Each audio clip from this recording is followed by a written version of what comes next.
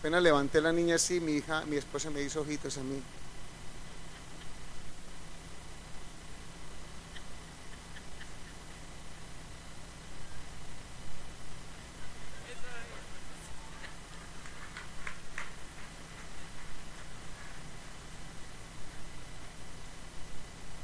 Los ojitos que te hice, mi amor, es cómo se ve de lindo de abuelo.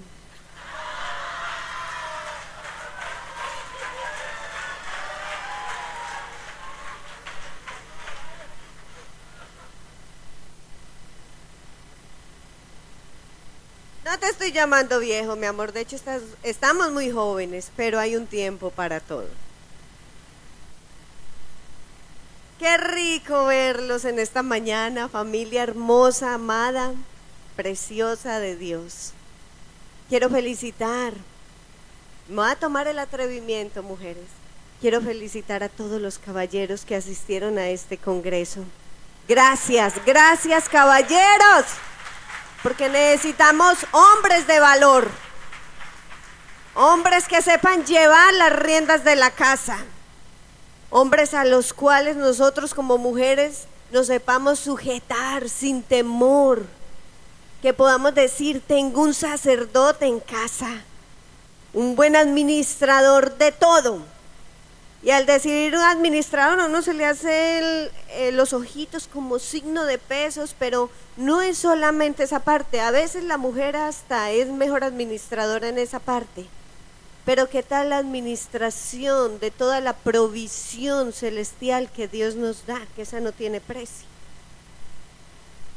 Es importante que los varones tomen su lugar, porque estamos en una sociedad donde hay una queja, y es que la mujer quiere sobrepasar al hombre. Y muchas veces no es que lo quiera sobrepasar, sino que es que les toca, porque los hombres se están quedando muy pasivos. Y no es el tiempo de estar pasivos, es el tiempo de retomar ese territorio que Dios les ha dado. Gracias, varones. Y que eso no sea un fin de semana solamente.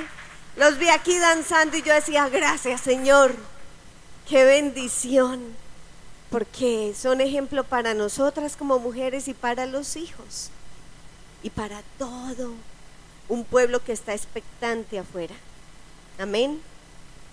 Gracias por eso. No se nos han olvidado los diezmos ni las ofrendas. Esto va a estar hasta el final de la prédica con la ayuda de Dios. Pero sí quisiera que me acompañaran a orar para que sea el Espíritu Santo de Dios hablándonos en esta hora. Amén. Padre, te damos muchas gracias, Señor, en esta mañana.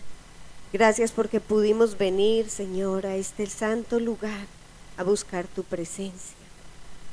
Señor, queremos decirte que estamos hambrientos de tu palabra.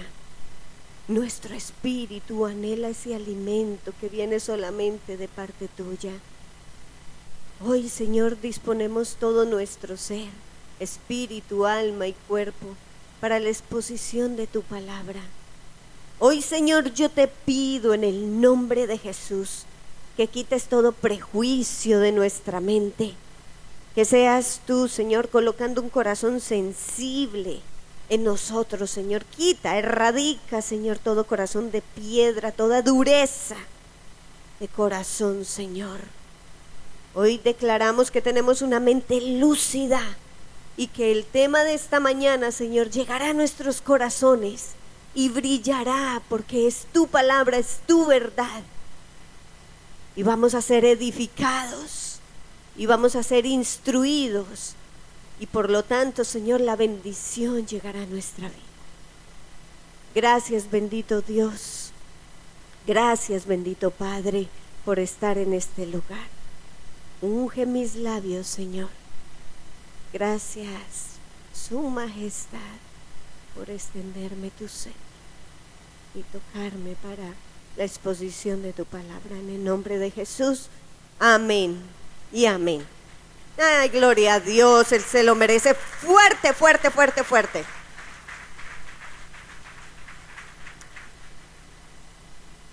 Hoy en día es muy controversial hablar de este tema que voy a tocar en el día de hoy, pero es obligación de nosotros como ministros del Evangelio traer este tema, porque la palabra de Dios dice: mi pueblo perece por falta de conocimiento. Mi esposo y yo tomamos una decisión hace algunos años de hablar de este tema, aunque antes era muy delicado y no queríamos tocarlo y pensábamos que Dios iba a hacer su parte, y de hecho la hace, pero sin nosotros hacer la nuestra, que es enseñar, instruir. Abroches el cinturón. Yo no escucho el clic. Ok.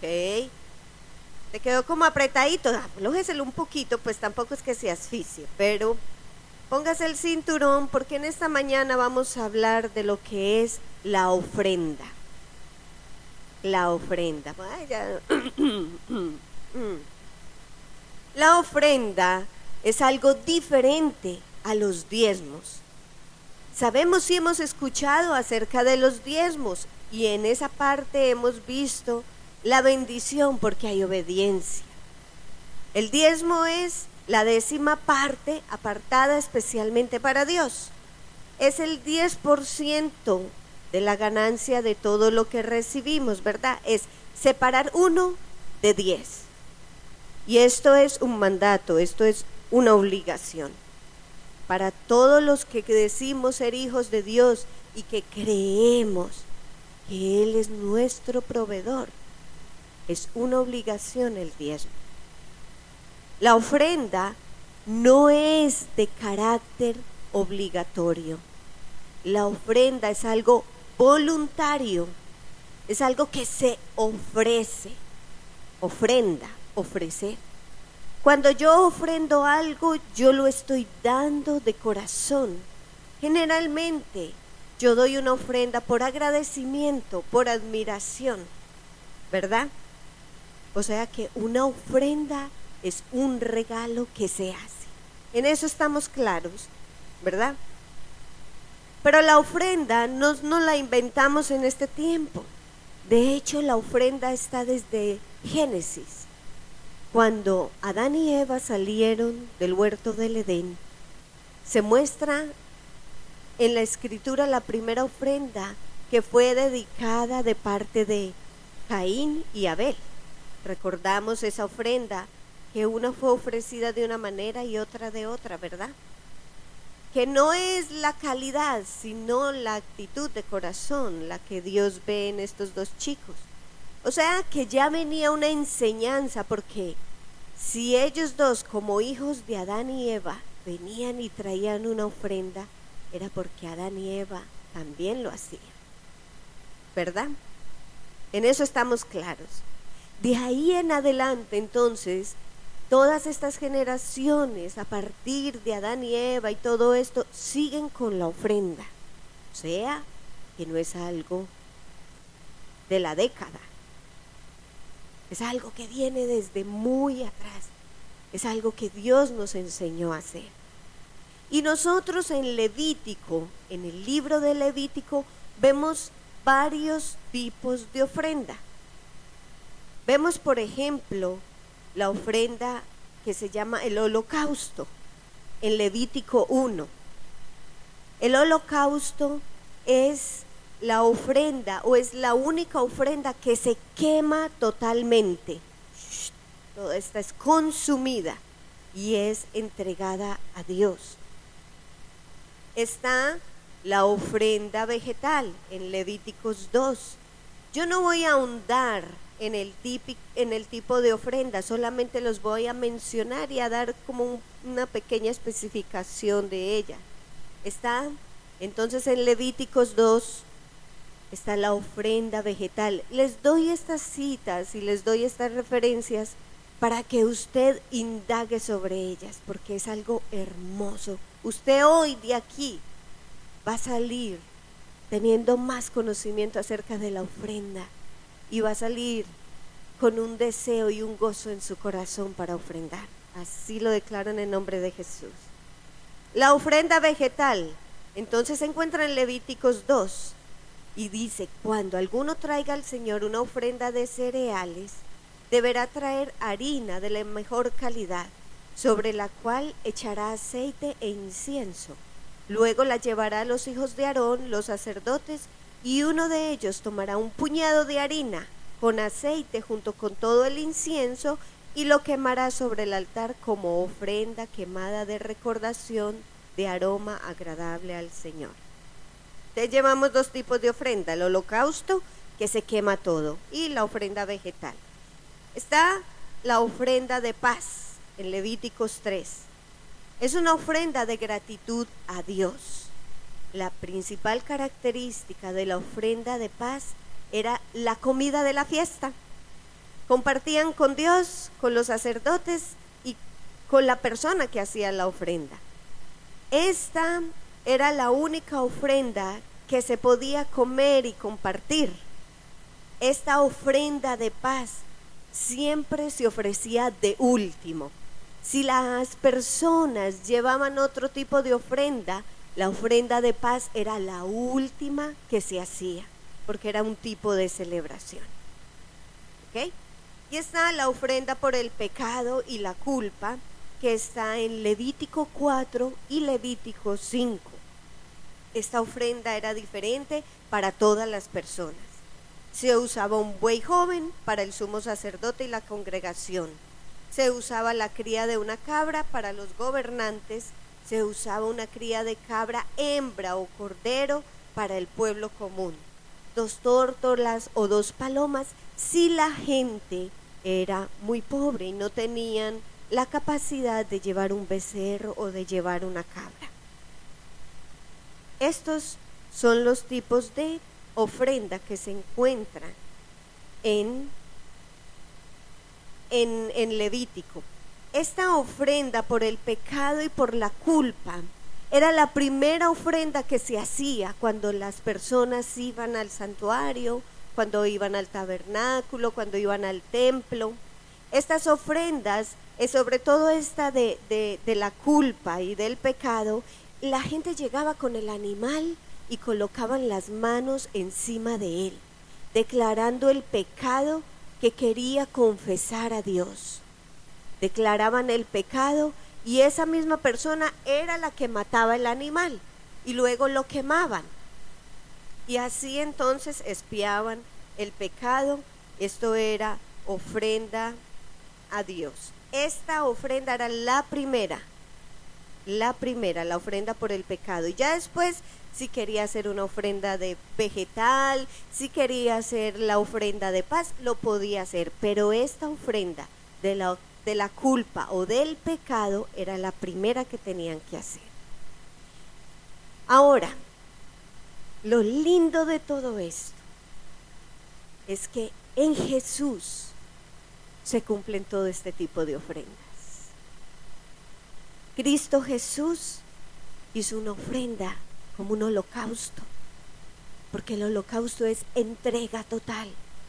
Jesús se entregó completamente. Él no reservó nada de su persona, entregó todo. La última gota de sangre fue derramada en esa cruz por amor a nosotros. Él también es una ofrenda vegetal, porque Él es el pan de vida, el pan de vida que no tiene levadura. Esta ofrenda vegetal iba acompañada, mire lo que, por eso se lo leía ahí en Levítico 2, porque dice que el sacerdote cogía un puñado de harina de flor de trigo y la mezclaba con aceite, que quiere decir la unción del Espíritu Santo, y también con incienso, que quiere decir aroma agradable a Dios. En Jesús se cumple esa ofrenda, porque Él es el pan de vida sin levadura, y con esa unción del Espíritu Santo y ese aroma agradable a Dios. Qué lindo, ¿verdad? La ofrenda de paz también se cumple en nuestro Señor Jesucristo, en esa obra redentora, porque Él es el único interesado, bueno, de hecho es el único mediador entre Dios y los hombres. La ofrenda de paz se hacía compartiendo la ofrenda. Jesús que busca la comunión de nosotros con el Padre. En Él se cumple entonces la ofrenda de paz. Esto es algo tan profundo, familia, pero yo les voy a dar a grosso modo todas estas indicaciones para poder entrar en el tema. Estamos en la introducción, no les he dado todavía ni siquiera el título de la prédica. Por eso les dije, abróchense los cinturones. Entonces Cristo Jesús representa la comunión con Dios, siendo Él la ofrenda de paz.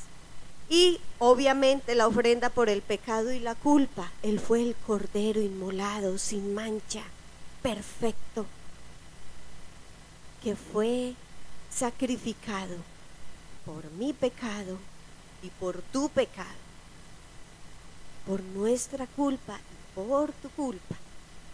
Él es el que cumple entonces con todas estas características de todas las ofrendas. Aún después de 70 años, después de Cristo, 70 años, la gente seguía haciendo ofrendas en la mañana y en la noche. Pero después la gente entendió este concepto. En Cristo Jesús se cumplieron todas estas ofrendas. Él fue olor grato a nuestro Padre Celestial. ¿Por qué les digo todo esto, familia? Porque si nosotros vamos a ver una relación, un tipo de relación padre-hijo, el padre le enseña a su hijo a ofrendar y él lo hace. Si lo miramos desde la deidad de Jesús, entonces Él es el autor de la ofrenda, pero también es el que practica la ofrenda. ¿Me hago entender?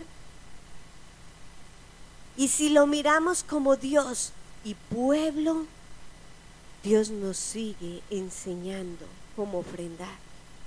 Esto no es algo del pasado, esto sigue vigente. Y lo primero que Dios quiere que nosotros ofrendemos es nuestro corazón. Porque si nosotros no ofrendamos nuestro corazón, entonces nosotros no vamos a poder hacer absolutamente nada. No va a haber un entendimiento, no va a haber una revelación de lo que es ofrendar. Entonces Cristo Jesús nos muestra cómo es que debemos ofrendar. Él mismo se da en ofrenda total, agradable a Dios. Él mismo busca esa comunión. Y hay algo muy importante en Levítico 2:13, y se lo voy a leer aquí. Y sazonarás toda ofrenda de tu presente con sal, y no harás que te falte jamás de tu presente la sal de la alianza de tu Dios. En toda ofrenda tuya ofrecerás sal. La sal preserva, conserva. Dios permanece fiel. Esa sal en todas las ofrendas quiere decir que Dios permanece fiel, que Él no cambia, que Él sigue preservando esa relación con nosotros, su pueblo. Y recuerden una cosa, Jesús mismo en Mateo nos ha dicho que nosotros somos ¿qué? La sal del mundo. Eso quiere decir que nosotros somos los que vamos a preservar. Es importante que nosotros podamos entender de que esto no ha pasado de moda.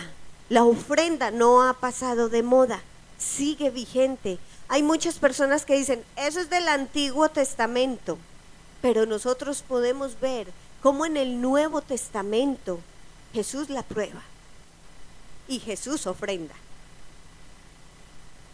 Entonces, si Jesús no dice esto se termina aquí, ¿quiénes somos nosotros para decir esto se acaba?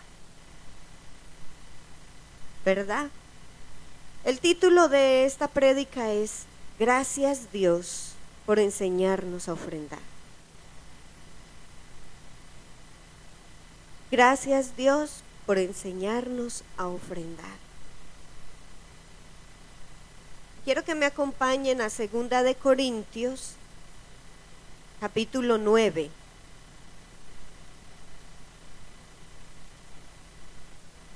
Segunda de Corintios, capítulo 9.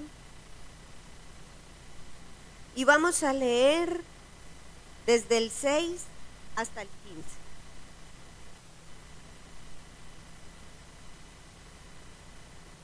Vamos a leer en el nombre del Padre, del Hijo y del Espíritu Santo la palabra de Dios. Pero esto digo, el que siembra escasamente, también segará escasamente. Y el que siembra generosamente, generosamente también segará. Cada uno dé como propuso en su corazón, no con tristeza ni por necesidad, porque Dios ama al dador alegre. Y poderoso es Dios para hacer que abunde en vosotros toda gracia, a fin de que, teniendo siempre en todas las cosas todo lo suficiente, abundéis para toda buena obra. Como está escrito, repartió, dio a los pobres, su justicia permanece para siempre. Y el que da semilla al que siembra y pan al que come, proveerá y multiplicará vuestra sementera y aumentará los frutos de vuestra justicia, para que estéis enriquecidos en todo para toda liberalidad, la cual produce por medio de nosotros acción de gracias a Dios. Porque la administración de este servicio, ¿de cuál? De ofrendar, no solamente suple lo que a los santos falta, sino que también abunda en muchas acciones de gracias a Dios. Pues por la experiencia de esta ministración glorifican a Dios por la obediencia que profesáis al Evangelio de Cristo y por la liberalidad de vuestra contribución para ellos y para todos, asimismo en la oración de ellos por vosotros, a quienes aman a causa de la superabundante gracia de Dios en vosotros. Gracias a Dios por su don inefable. Amén. Esto no necesitaría mayor explicación. Aquí, más claro no canta un gallo. Dios está hablando de la ofrenda a través del apóstol Pablo. Y les está diciendo para qué sirve la ofrenda. Y allí mismo les está diciendo entonces dónde ofrendar. Muchas veces las personas dicen, es que yo no doy mi ofrenda aquí, sino que la mando para otro lugar. Está muy bien, está muy bien. Pero la palabra de Dios nos dice, traiga los diezmos al alfolí y haya alimento en mi casa. Y dice, y la ofrenda es para suplir a los santos en lo que les falta. Y quiero hacer esta explicación antes de entrar en 3 puntos que queremos ver ahí. Porque muchas veces nosotros aquí en la iglesia hemos querido poderle dar un sustento económico a la gente que viene y nos ayuda. Aquí hay mucha gente voluntaria y es una gran bendición para nosotros. Pero nosotros entendemos que también ellos tienen una necesidad, tienen responsabilidades económicas y tienen unas obligaciones. Nosotros no podemos obligar a que la gente venga a trabajar gratuitamente. Ellos lo hacen como una ofrenda a Dios por agradecimiento. Pero muchas veces la gente nos quiere exigir algo y nosotros no damos más, porque de pronto nos hace falta personal, pero las arcas no están completamente llenas como deberían estar para poder nosotros traer más obreros a este templo. Estoy hablando de Dios de pactos. Hoy no les voy a decir eso es en otra iglesia, eso es aquí. Como mamá de casa les estoy hablando.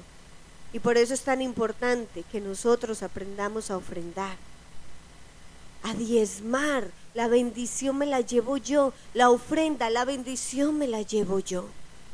Y Dios a nosotros nos enseña tanto. Mire este pasaje, en estos versículos encontramos ahí la respuesta. Pero bueno, pastora, es que yo doy los diezmos y también tengo que ofrendar. Ahí le está contestando el Señor. Los diezmos usted está obedeciendo, y al obedecer usted está reconociendo que Él es tu proveedor.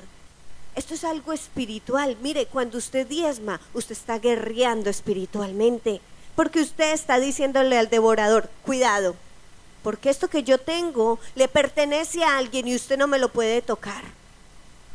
Y el devorador tiene que salir huyendo, porque está en Malaquías: Él reprenderá por nosotros al devorador. ¿Quién se lleva la bendición? Yo me llevo la bendición. Y cuando yo ofrendo, de igual manera yo me llevo la bendición.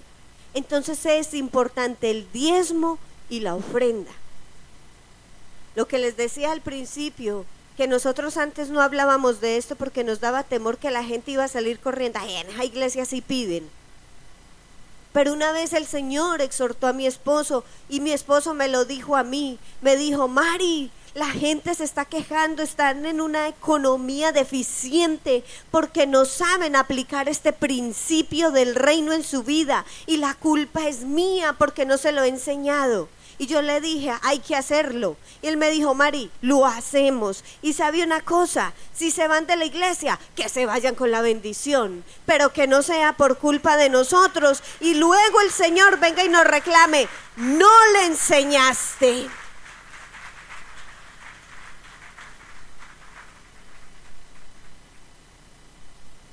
Aún en las consejerías, cuando vienen con situaciones difíciles, nos hemos atrevido a preguntarles: ¿estás diezmando? ¿Cuántos de los problemas es porque no estás diezmando, porque no estás ofrendando, porque todavía no hay un corazón agradecido a Dios? Muchas personas quieren ofrendar, pero no encuentran cómo, no saben por qué hacerlo o para qué hacerlo. Dios es el primer interesado en que su obra no termine, no se acabe. Qué tristeza cuando las iglesias se cierran porque no hay con qué pagar una renta. Qué tristeza cuando los pastores tienen que salir a buscar empleo para afuera y tienen que cubrir una cantidad de citas en el día, de consejería, de pastorado, de discipulado, y después de las 6 de la tarde tienen que ir a hacer un part-time para poder llevar alimento a su casa. Nosotros como pueblo nos tenemos que concientizar de esto, familia. Exigimos, pero no lo tenemos en cuenta de que esos santos necesitan también de una provisión. Esto no se sostiene solo. Dios quiere que trabajemos juntos. Nos llama colaboradores de su reino. ¿Qué nos pide Dios? Primer punto. En la Biblia Dios nos pide hacerlo libremente, con liberalidad. Pero para que haya esto, para que haya liberalidad al ofrendar, yo lo tengo que disponer en mi corazón. Recuerde que la ofrenda es un regalo que se hace. Y yo, ¿cuánto tengo que agradecerle a Dios? ¿Cómo podría yo pagarle? Yo no sé usted, pero yo no encuentro cómo pagarle a Dios todo lo que Él ha hecho por mí, por mi casa, por mi familia. Si yo le voy a dar un regalo a mi amiga, yo voy y escojo lo mejor. Yo voy a decirle: con ese regalo le quiero expresar tantas cosas a ella. ¿Cuánto vale ella para mí? ¿Qué representa ella para mí? Y trato de buscar lo que a ella le guste. Yo no voy a ir a conseguirle algo, si le gusta bien y si no que lo bote. No, la idea es que le guste, porque entonces yo estoy perdiendo mi tiempo y estoy perdiendo mi dinero. Yo no compro un regalo para dárselo a alguien y decirle: ay, como me cae de mal esta persona, le voy a comprar un relojito Michael Kors para hacerle saber cuán mal me cae. La ofrenda es un regalo un regalo donde yo expreso mi cariño, un regalo donde yo expreso mi admiración, mi agradecimiento. Y lo mismo es con Dios. Y tal vez muchas personas quieren ofrendar, pero tienen un prejuicio en su corazón. Un prejuicio es que está haciendo juicios antes de tiempo. Es que si yo doy esta plata, ellos se la van a gastar en tal cosa. No, es que ya vamos a ver a aquel haciendo esto. No, es que como he sabido que los